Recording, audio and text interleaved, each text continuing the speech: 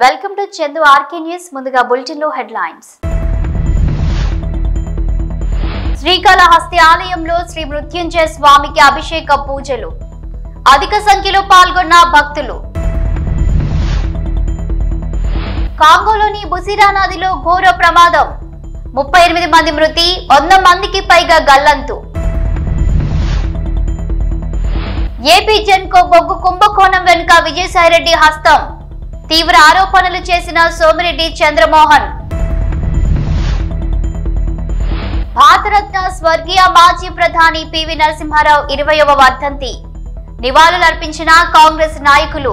శ్రీకాళహస్తి ఆలయంలో ధనుర్మాసం సందర్భంగా శ్రీ మృత్యుంజయ స్వామికి విశేష అభిషేక పూజలు నిర్వహించారు.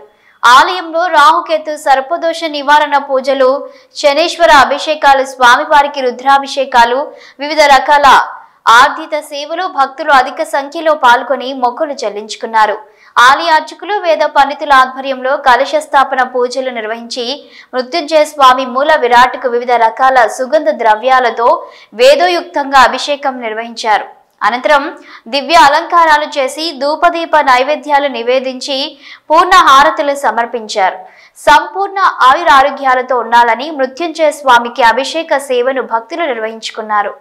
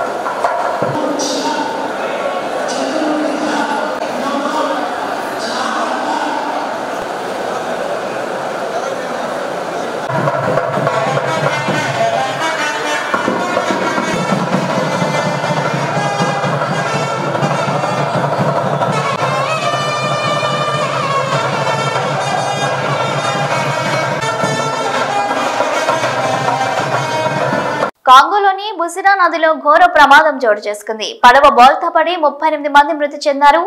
ఈ ఘటనలో 100 మందికి పైగా గల్లంతైనట్లు అధికారులు తెలిపారు.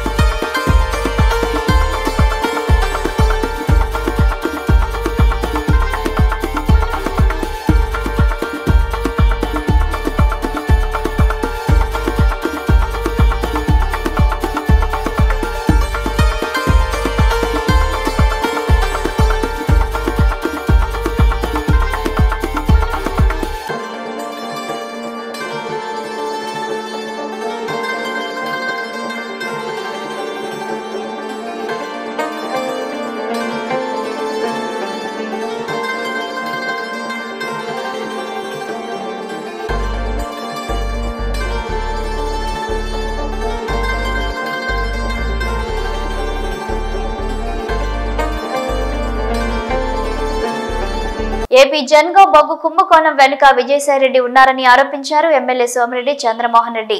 ఆయన మీడియా సమావేశంలో మాట్లాడుతూ 8,500 టన్నుకు ఖర్చు చేసి అంటే దాదాపుగా 382 కోట్లు పెట్టి మట్టి మరియు బుగ్గి ఉన్న బొగ్గును తీసుకువచ్చారని, దీని వలన ప్లాంట్ లోడ్ సామర్థ్యం పడిపోయిందని ఆరోపించారు సోమిరెడ్డి.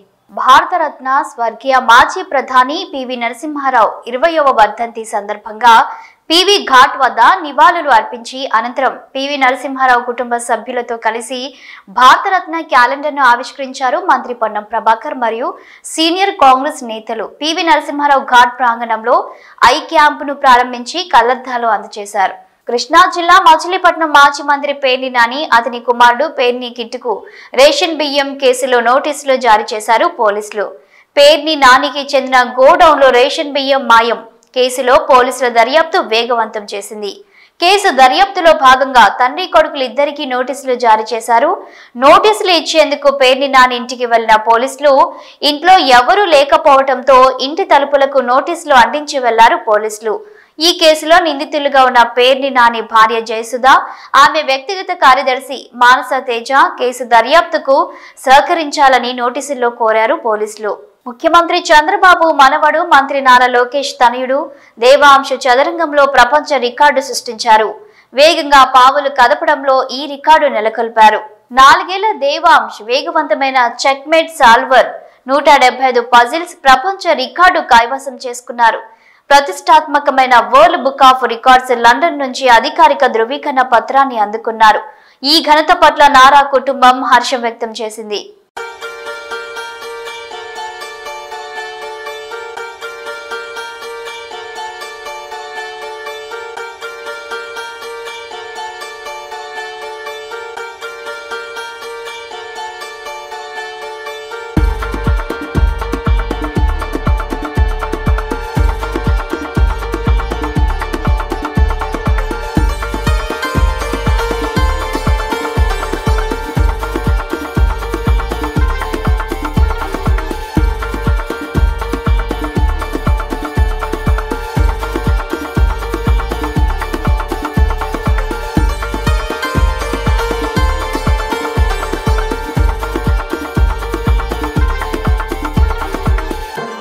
వందల మంది పార్కులో గంటల తరబడి సెల్ ఫోన్ లేకుండా కూర్చున్నారు అంటే నమ్మగలరా?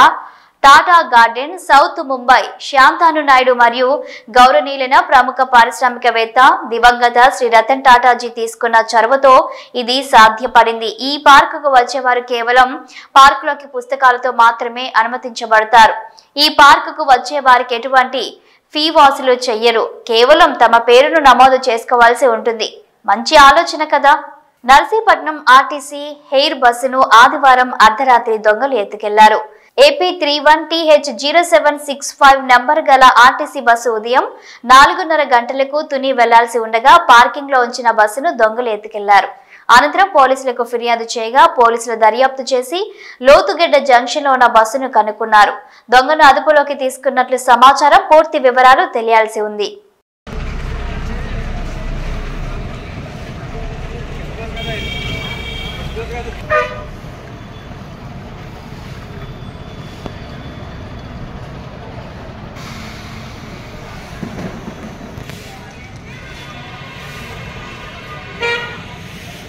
రాష్ట్రంలో జరుగుతున్నది చంద్రబాబు పాలన కాదని చంద్రబాదుడు పాలన అని వైఎస్ఆర్సీపీ నేతలు మండిపడ్డారు. తాము గెలిస్తే విద్యుత్ ఛార్జీలు పెంచమని చెప్పిన చంద్రబాబు విద్యుత్ ఛార్జీల పెంపు ద్వారా రాష్ట్ర ప్రజలపై ఏకంగా 15,485 కోట్లు భారాన్ని మోపడం దుర్మార్గమని అన్నారు. దీనికి నిరసనగా వైఎస్ఆర్సీపీ అధినేత వైఎస్ జగన్ పిలుపు మేరకు ఈ నెల 27వ తేదీన రాష్ట్ర వ్యాప్తంగా తలపెట్టిన వైఎస్ఆర్సీపీ పోరుబాట కార్యక్రమానికి సంబంధించిన పోస్టర్ను పార్టీ కేంద్ర కార్యాలయంలో మాజీ మంత్రులు మెరుగు నాగార్జున, వెల్లంపల్లి శ్రీనివాసరావు, జోగి రమేష్, ఎమ్మెల్సీలు లేలా అప్పిరెడ్డి, కల్పలతారెడ్డి తదితరులు ఆవిష్కరించారు. ఈ సందర్భంగా వారు మీడియాతో మాట్లాడుతూ చంద్రబాబు పాలనను ఎండగట్టారు.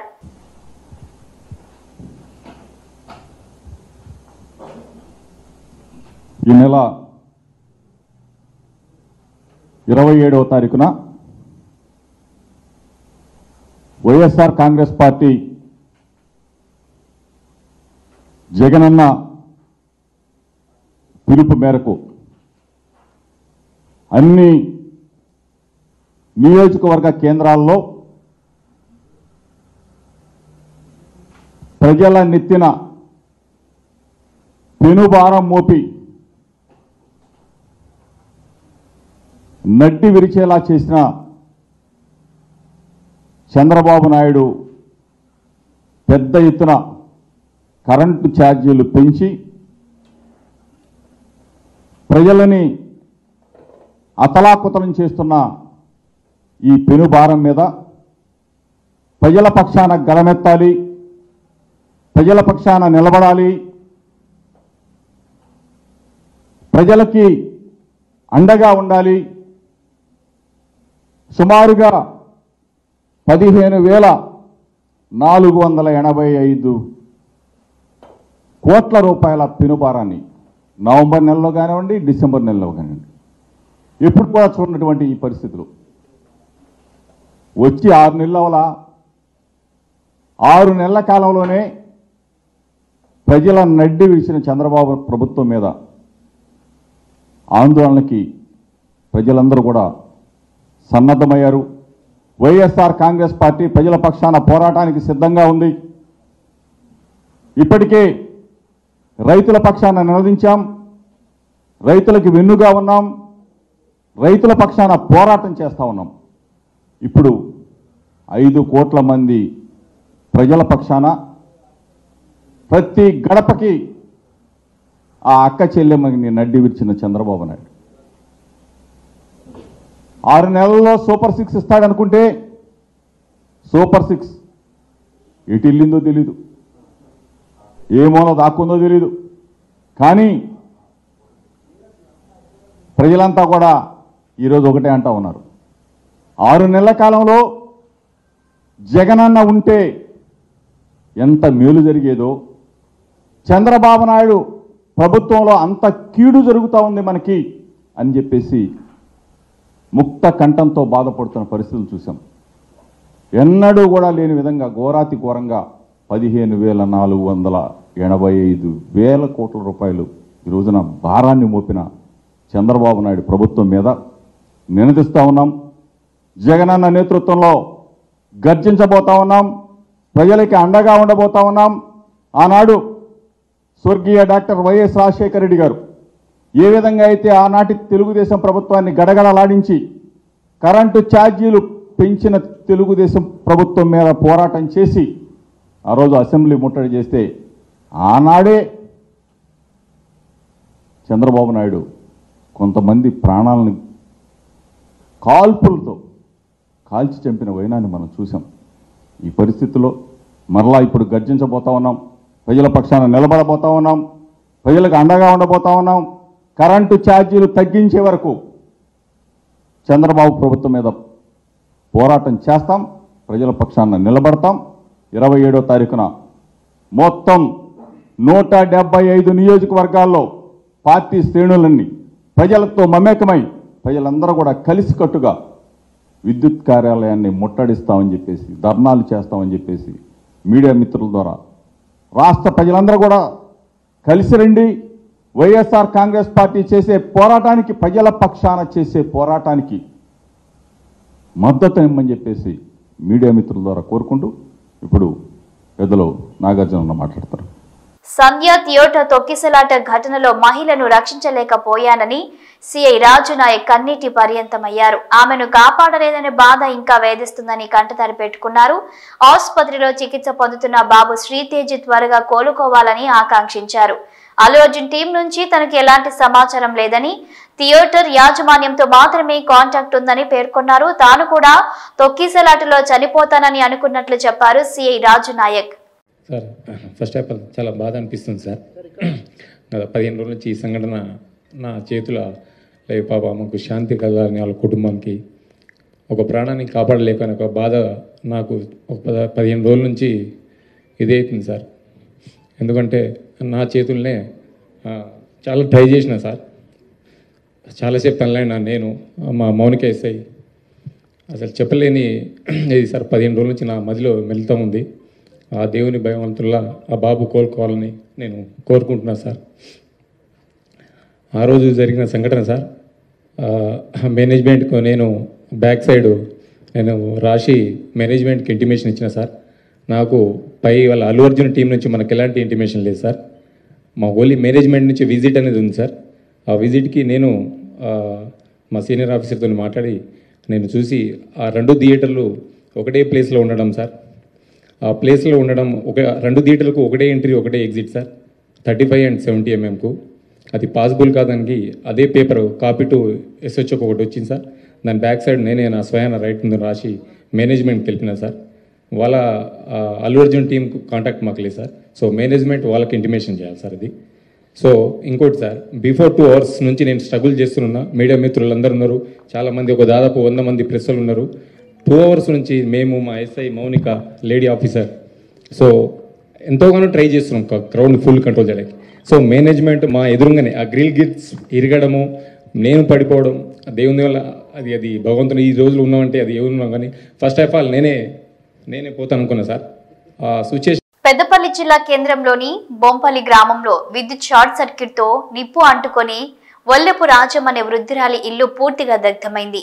ఇంట్లో కూతురికి కట్నం కింద ఇచ్చే ₹1,00,000 నగదు, తులం బంగారం, వెండితో పాటు ఇంట్లోని వస్తువులన్నీ పూర్తిగా కాలిపోయాయి. నిరుపేద కుటుంబానికి చెందిన రాజమ్మను ప్రభుత్వం ఆదుకోవాలని గ్రామస్తులు కోరారు. పూర్తి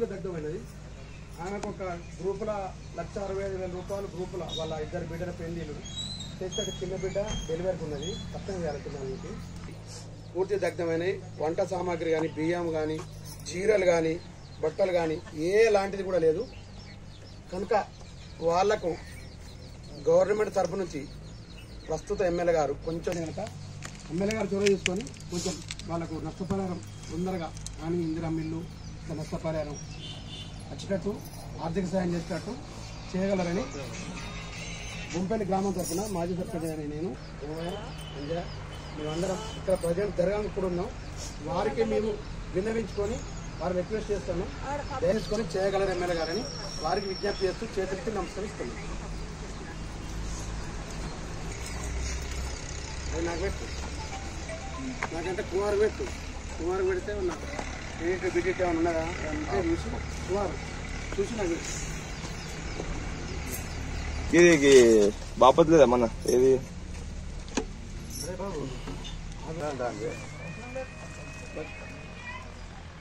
కాదు. ఇప్పుడు ఏమంటాడంటే వాడు